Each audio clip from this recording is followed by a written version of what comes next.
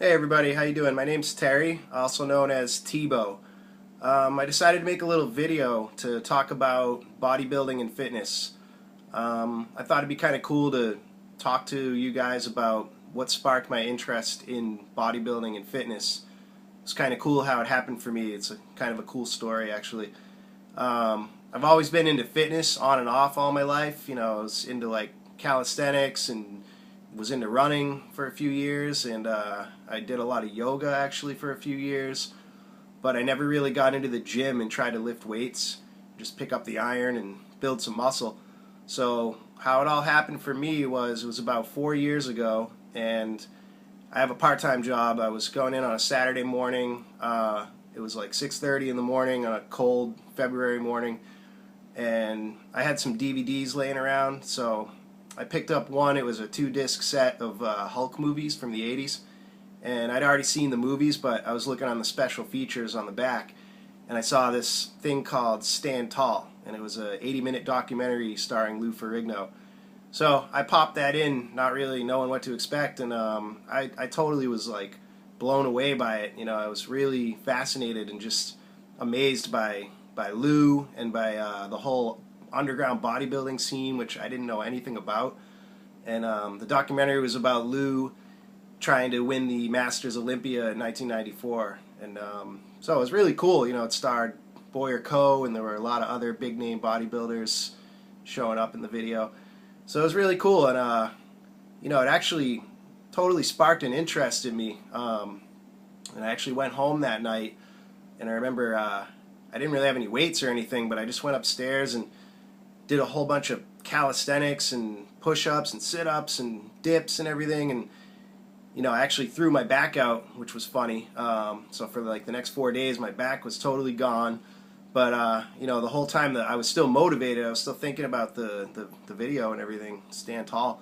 So after a few days, when my back cleared up, I got right back in there, and I found a few weights here and there. And over the weeks and months ahead, I just kept working out pretty much every day.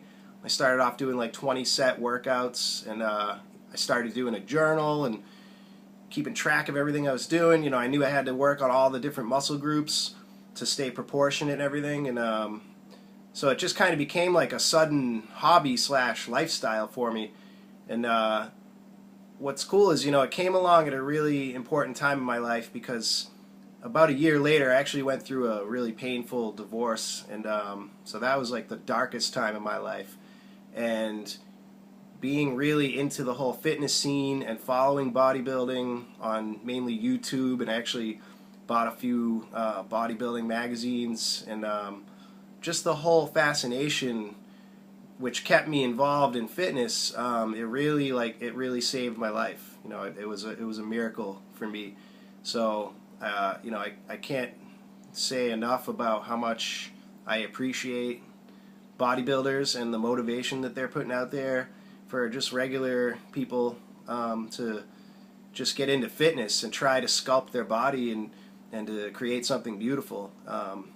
Most of us out there probably don't aspire to be professional bodybuilders, but and we might be doing it on a natural path more than likely, but which I am, but at the same time, that doesn't take away from the motivation that the top professionals bring, that they put out there. So, I have no problem with the enhancements going on in bodybuilding. I feel like we know that that's going on in all sports enhancing products, performance enhancing drugs and stuff. So I feel as though it's a underground sport, and it does have a dark side to it, but at the same time, there's so much motivation and inspiration that comes out of bodybuilding.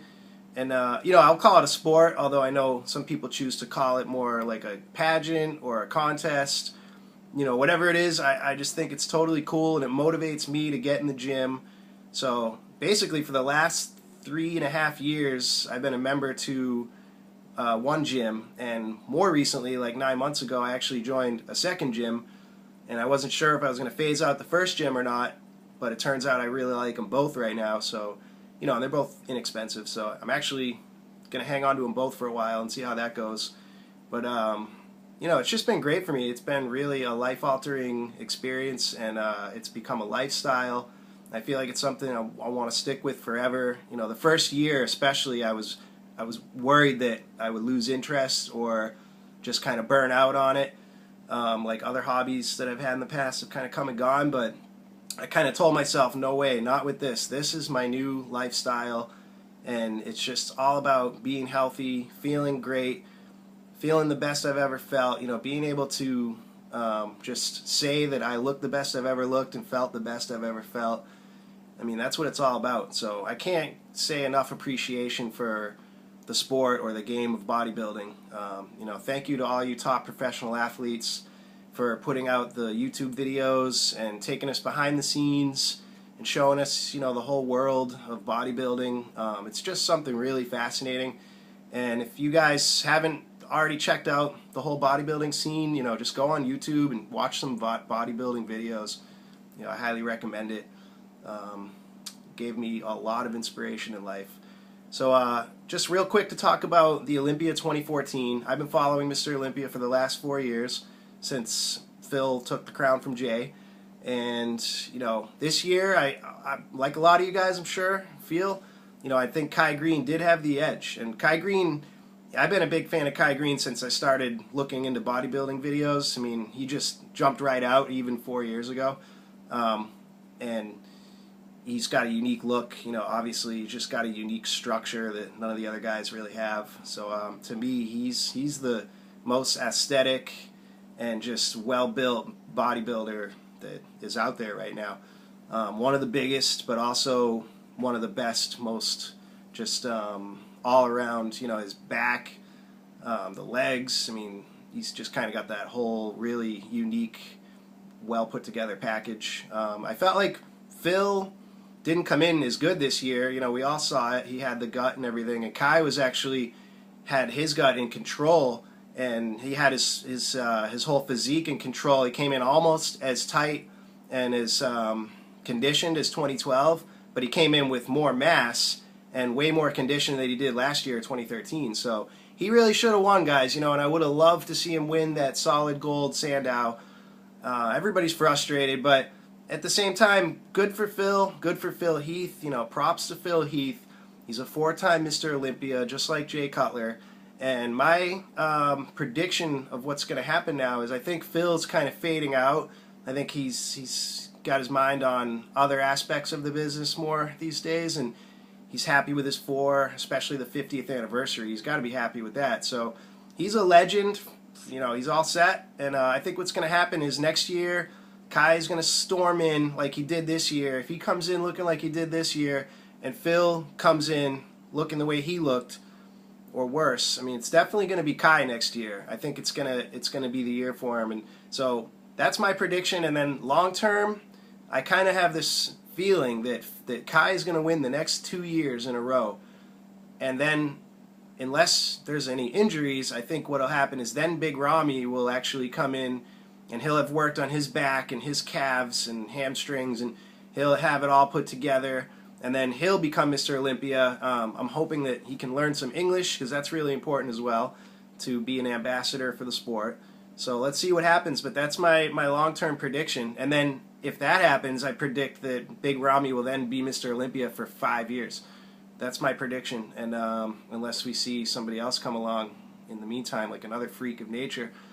But anyway, guys, so again, just a huge shout out to the industry of bodybuilding, to all the athletes and their appreciation for us fans. It seems like whenever they're interviewed, whoever it is, they're always appreciating the fans first and thanking the fans for following bodybuilding. So they're more gracious than any other athletes I've seen in any other sport. It was unfortunate about the argument in the interview before the pre-Olympia show, and then on stage with Kai and Phil. That kind of gave me a bad vibe. But at the end, they were very gracious. Kai was very sportsmanlike. So they definitely, I feel like they patched it up and took care of it, made it all better. So, I mean, again, like Kai with his motivational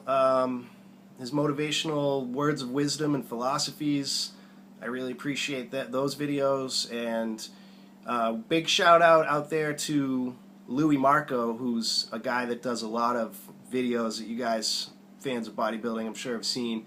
So I watch his videos a lot. Big inspiration, very educational and motivational, really motivational. So thanks, Louis Marco. There's a lot of other younger guys and middle-aged guys that are doing bodybuilding videos as well. But shout out to all you guys, and I'm sure I've liked some of your videos out there too. So that's all I have to say for now, guys. I hope you enjoy this video, and also one last shout out. Keep an eye out for William Bonac, because he's really got a good. I think he's got a good future coming up. If he can continue to make the Olympia every year. He didn't make top 10 this year, but he looked amazing. So we'll see him. We'll see more of him. Anyway, hope you guys appreciated some of what I had to say, and we'll hopefully do it again sometime. All right, take care, everybody. See you later.